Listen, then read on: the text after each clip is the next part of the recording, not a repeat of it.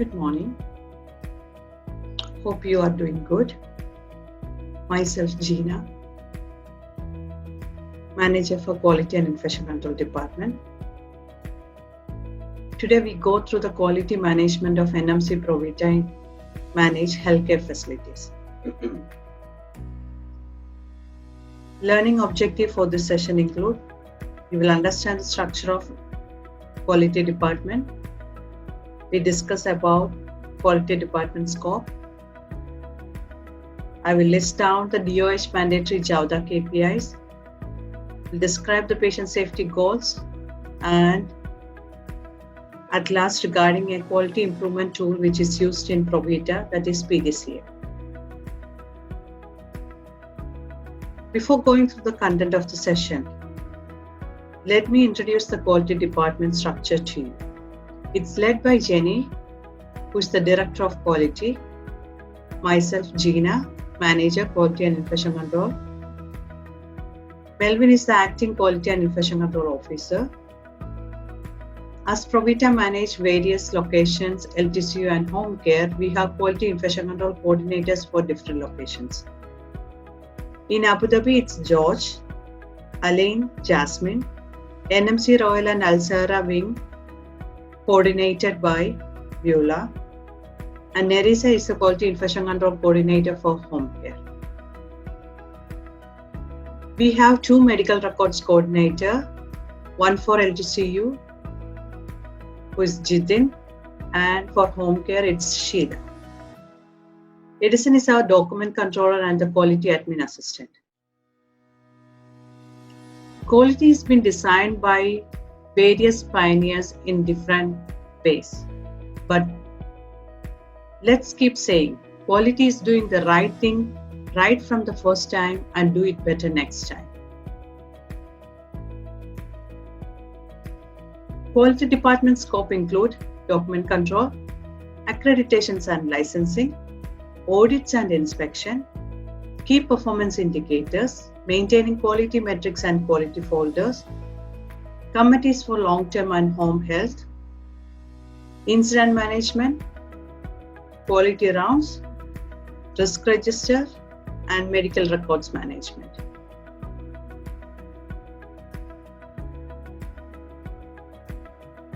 Document control. Document control is a function or department which keeps track of all documentation, specifications, and processes. The purpose is to ensure that everyone uses the correct and most current processes and specifications. LTCU or Home Health Services document control policy includes policies, procedures, guidelines, forms, competencies, etc. We maintain a master list of documents, so it is easy for us to identify the documents which is available in our facility. In long term, all policies, procedures, guidelines are revised on an annual basis, and forms and competencies on revised every 2 years. In home health care, all the documents are revised every 2 years. Document control do coding for the document so that it is an authorized or official document from our facility.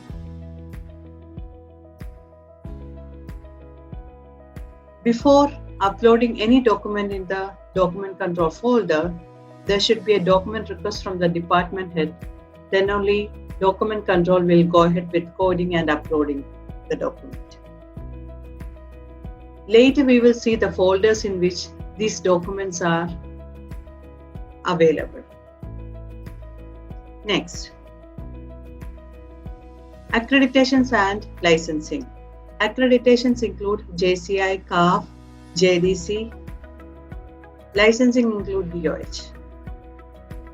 So we got JCI accreditation in 2011, and now we are renewing JCI accreditation every 3 years. The latest done in 2000 2019, February, for long term. In case of Amricare, that is done in 2019, April. We got CAF accreditation for long-term facility, and we have JDC accreditations also. We are the one facilitating DOH licensing.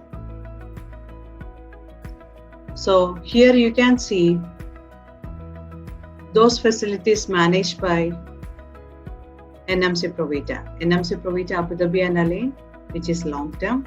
Amricare, which is home health service. Taskeen, Premier, both are home health service. RIA is a home health service, but the main scope is dialysis, hemodialysis. We have NMC Provita Home Health as well. We also facilitate ambulance and wheelchair van licensing, which is a requirement for DOH. And pharmacy licensing is as well important, as we have an inpatient pharmacy in LTCU. But in case of home care, we don't have an inpatient pharmacy. Auditing and inspection. We have external audits and internal audits. These are the external audits we are undergoing. JCIA. What is JCIA? It's Joint Commission International Accreditation. CARF. CARF is Commission on Accreditation of Rehabilitation Facilities. We got accreditation for CARF in 2017 for LTCU for patient-centered long-term care, which means aging service. But this year, in 2020, we are going for resurvey for aging service, and we are including or adding now a new service, which is the inpatient medical rehabilitation services also. Same as JCI, CAF also giving us accreditation for 3 years if all the standards are met.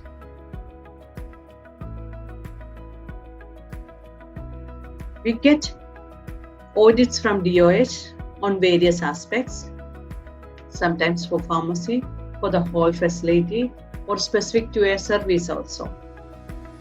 Previously, instead of DOH, it was called as HAD. Now it's DOH, Department of Health.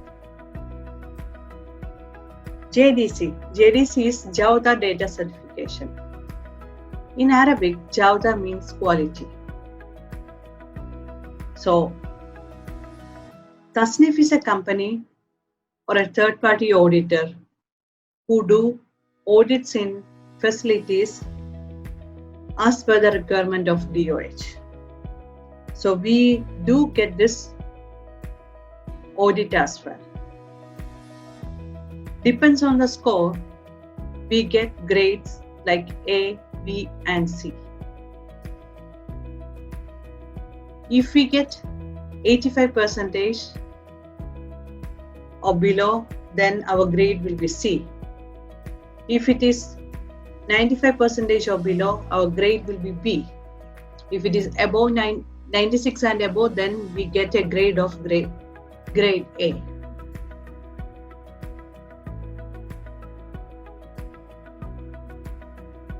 Internal audits. We are conducting internal DOH audit.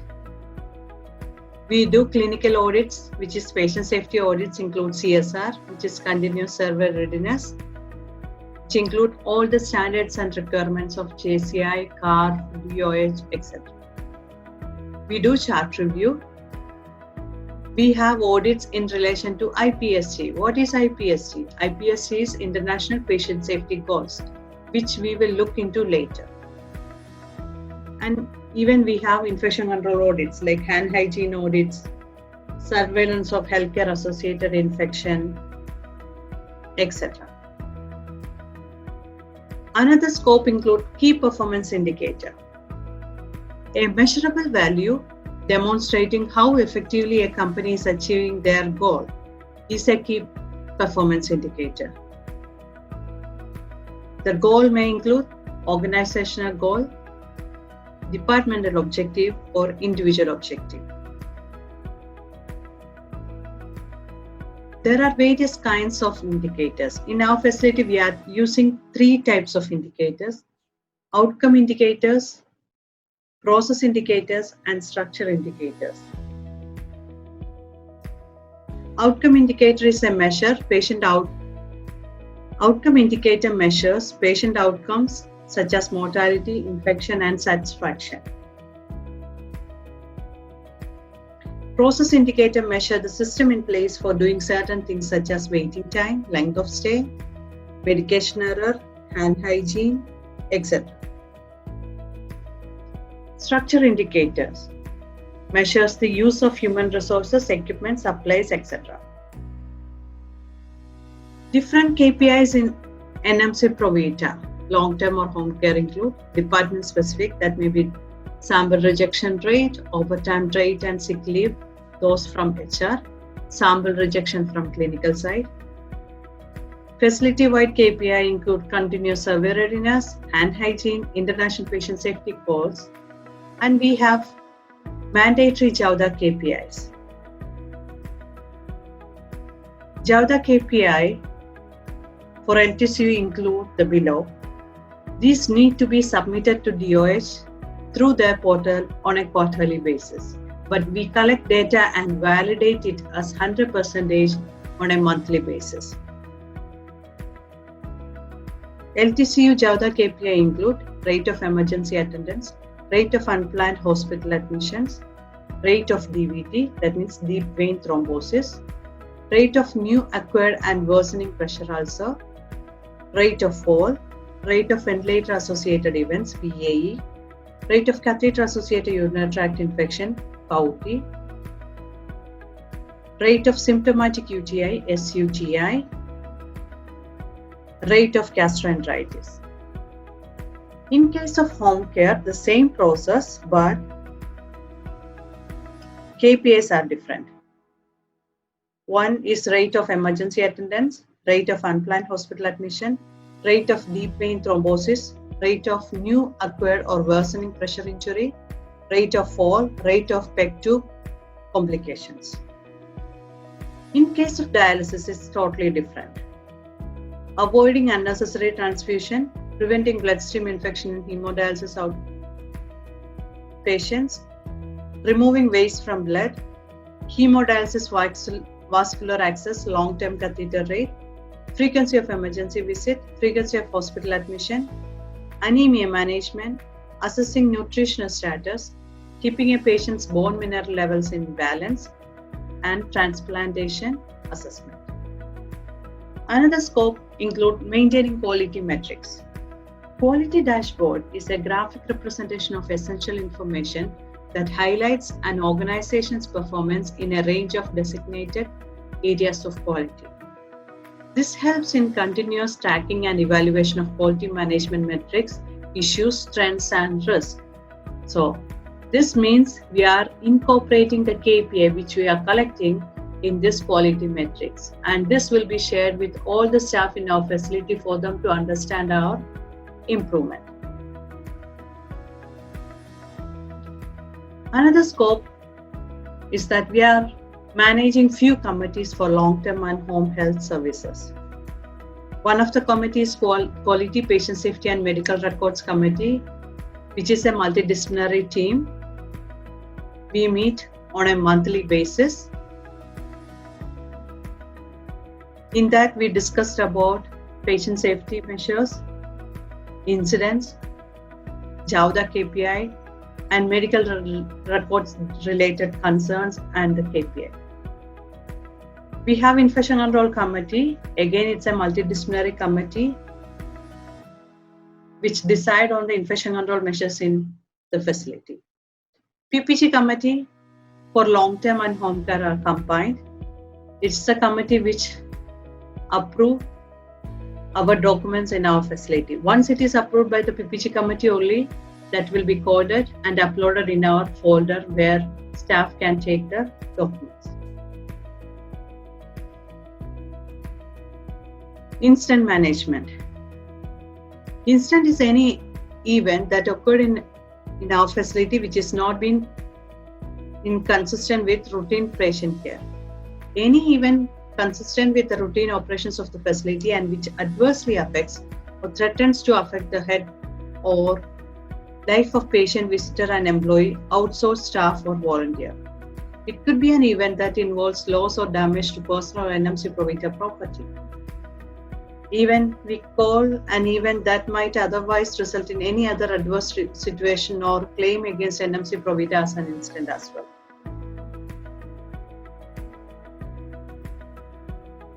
You might have heard about sentinel event. Sentinel event is defined as an unexpected occurrence in a healthcare setting involving death or serious physical or psychological injury to a patient or patients not arising from the natural cause of patient's illness or the risk thereof. Serious injury specifically includes loss of limb or function. These are the events which we need to report to DOH. Near miss. Near miss is defined as circumstances or events that had the capacity to cause an adverse event but did not reach the patient, or that which, if not identified, could lead to serious adverse event outcome. That means didn't reach the patient, but if it occurred, it might have lead to a serious adverse outcome. Okay. If we have any incident, especially in case of sentinel event, we need to do root cause analysis. We call it RCA. We use different kinds of tools to do RCA. RCA is a process for identifying the basic or causal factors that underlie variation in performance and that may have caused or contributed to an adverse event. It focuses primarily on systems and processes, not on individual performance. Progresses from special causes in clinical processes to common causes in organizational process and systems, and identified potential improvements that would decrease the likelihood of recurrence. Once we do root cause analysis, we will have findings. Based on the findings, we will take action. We'll do an action plan and ensure that those actions which we planned are implemented effectively. Incident management system is a management process in which we investigate the incident and take necessary action to prevent such kind of incidents in future or recurrence of such incidents in future. This even include risk assessment as well. In our facility for incident management, we are using a software called Intelex. This is the home page for Intelex login. You need to inform your line manager to intimate Edison regarding Intelex account. Each employee in our facility have an Intelex account. Usually the username will be your employee ID and the password. First password will be provided by Edison and later you can change the password. And you need to ensure that if you are a supervisor or a manager, you will be doing incident investigations and taking actions which is in relation to your department. This is another page for incident management. So you can see there, you can report incident. So anybody can report incident, but the investigations will be done by department head. And CAPA. CAPA means corrective and preventive action. We need to take actions to prevent such kind of incidents in future. Another scope for quality department is quality and infection control rounds. We conduct quality infection control rounds twice a month for all the facility, and infection control rounds by infection control team, link team, every quarter is happening. This is in case of LTCU. In case of home care, quality coordinator is conducting rounds as well at patient home. Risk management. It is the identification, evaluation, and prioritization of risk followed by coordinated and economical application of resources to minimize, monitor, and control the probability or impact of unfortunate events or to maximize the realization of opportunities. In our facility, we do risk management, again somewhat same as incident. Proactively, we do risk assessment to prevent incidents or to take action immediately. Risk assessment is defined as the review, analysis, and classification of the severity of the risk. We maintain risk register, and that is annually reviewed also. 3 kinds of risk registers are available: clinical or patient safety risk register, non-clinical or OHS, occupational health and safety risk register, and we have operational risk register. But who do risk assessment? Risk assessment is done by the departments, and based on the type of risk, that is divided into either patient safety related, non-clinical, which is occupational health and safety, or operational risk register. For all these kinds of risk register, we review it on an annual basis, or if in case we find out that there is an incident which is not part of the risk register, then we will review that after the incident. Another scope of quality department is medical records management. In LTC and home care, we have paper medical documents and electronic medical documents. In home care, except RIAA, at present we are using only electronic medical records. This is patient medical records. But in long term, we already moved to EMR, that means electronic medical records, but still few documents are in paper documents. So there is a process in place to collect the paper documents on a weekly or a monthly basis, and that will be scanned and uploaded in the EMR system for the staff to view always.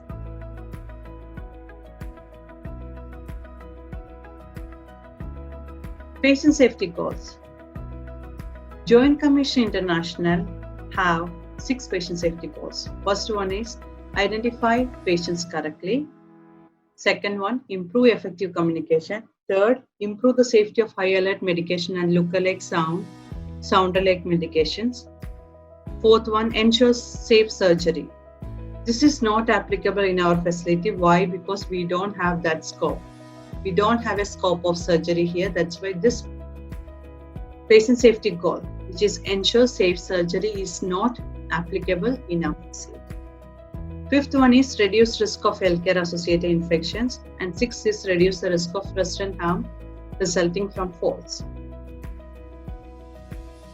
But Department of Health have added 4 more patient safety goals. The 7th one is accurately and completely reconcile medications across the continuum of care. Even we do medication reconciliation. 8th one, encourage patients' active involvement in their own care as a patient safety strategy. 9th one, improve recognition and response to changes in a patient's condition. 10th one is reduce the risk of hospital fires. For the first 5 international patient safety goals, we conduct audits, knowledge-wise and skill-wise, to ensure that all of our staff are ready for an audit or knowledgeable about the patient safety goals. Quality improvement. Previously, we told that we are collecting key performance indicators. It's important for us to have the key performance indicators. At the same time, based on the results of the key performance indicators, we need to actions. Thereby, we can improve our services, our quality. So if our current practices are in the lower level, we need to ensure that we implement a quality improvement project or practices. Thereby, we need to improve our quality so that we can reach the desired outcome. One of the quality improvement tool which we use in Probita for long-term or home care is PDCA. It is developed by Edward Deming. That's why it's called even Deming cycle. Sometimes it's called as PDSA cycle as well. It's a continuous quality improvement model consisting out of a logical sequence of 4 repetitive steps for continuous improvement and learning. Those 4 steps include plan, do, study or check, and act. Plan. We need to plan what we need to do. So first of all, we need to identify the reasons of failure or where we are at present and where we need to reach. So that is the planning stage. So we will focus first. We will find out the problem and we will find out the strategies to improve. So that is the planning stage. Next one is once we plan, we implement that. That is the do stage. Once we implement the practices, we need to check to understand whether we improved. So that is the check stage. Once we checked, we will see whether we improved or we are still in the previous score. Then we need to act on that. So if we didn't improve means we need to put more measures, we need to plan ahead as a team to improve our quality. If we reach the goal which we plan to attain, then we need to ensure that we are sustaining the score or we are sustaining the target or go above that. That is the act stage. So in this cycle, with act, we are not finishing. Again, we are continuing with the plan. So plan, do, check, act. PDCA. As I mentioned previously regarding the document control, you would like to know where you can access the quality related information or facility related documents. In case of long term, in your desktop, you can access policy from computer, quality HSMS folder. We have a folder named quality HSMS folder. In that, quality PIMC staff use. Then you can go to PPG. Then you can see different departments. So under each department, you can see the policy concerned to that department. Same in case of forms also. So all these documents are incorporated in the quality HSMS folder under staff use.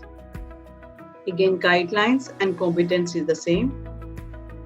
Even physician privileges are available in quality HSMS folder, which says that each doctor can do what in our facility. It will be based on the scope of our facility and it will be based on their experience, and that is decided by the medical director. Next one is access to quality metrics. Quality metrics is a place where you can see all the KPIs which we collected. Not only quality department, it is done by various departments, and we keep all the KPI in that so that we can share this one with the staff, because staff should be knowledgeable about what is happening in our facility. And we keep the risk register as well in quality HSMS folder. In case of home health services, we have a quality home care folder where you can see you need to put the name of the facility, then you can see the policies, forms, competencies, same as long term. In case of staff, we are sharing it through OneDrive as well.